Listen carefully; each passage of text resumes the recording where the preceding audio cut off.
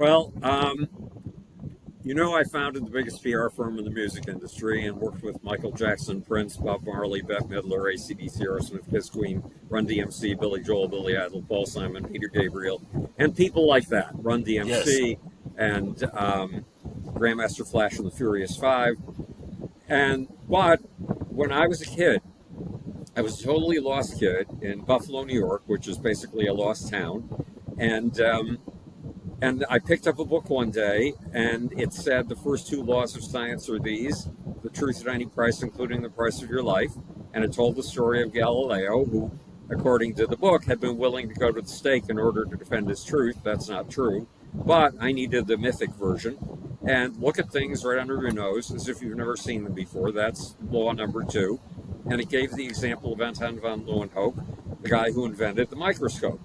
So these two guys reached out across a distance of 350 years and saved me, and they gave me a place to live, a place where I could count for something, and that was science.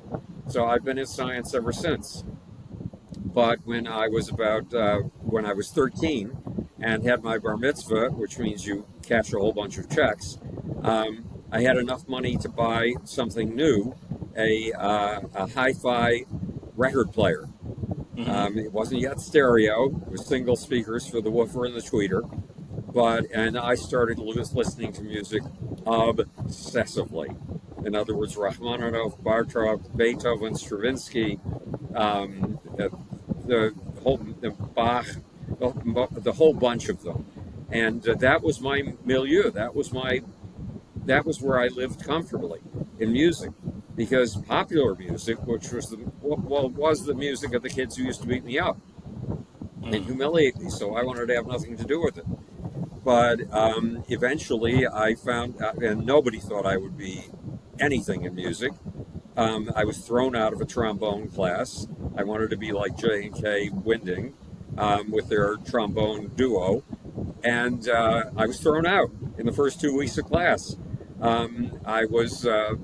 My mother got me private lessons in the violin from the second violinist of the Buffalo Philharmonic Orchestra. One day, as I was scratching away, trying to show him what I had learned in the past week, I saw this fist the size of a ham come across my windscreen, hit my violin, smash it all the way to the windows, to the curtains. The velvet curtains saved it, and it fell harmlessly on the velvet crumpled down below the window. And that was the end of my violin lessons. So I took piano lessons, and at the end of 2.5 months during the summer, the piano teacher said, "Look, I got a confession to make. When you walked into my studio, I knew you would never be able to play the piano. But I took you on because all my normal clients were away for the summer at summer camp, and I needed to pay my rent.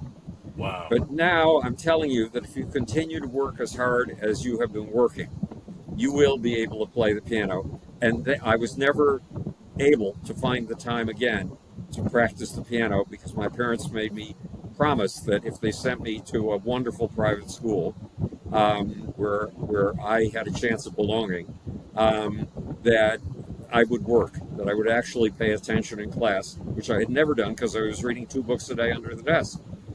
So, but nonetheless, the least likely person, my whole family is musical.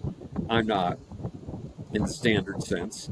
And yet I ended up founding the biggest PR firm in the music industry, applying the lessons of my science to PR in the music industry, outpacing any of my rivals 2 or 3 to 1. In other words, my rivals were happy if they got you 6 stories a month. I was unhappy if we got you less than 60 stories a month.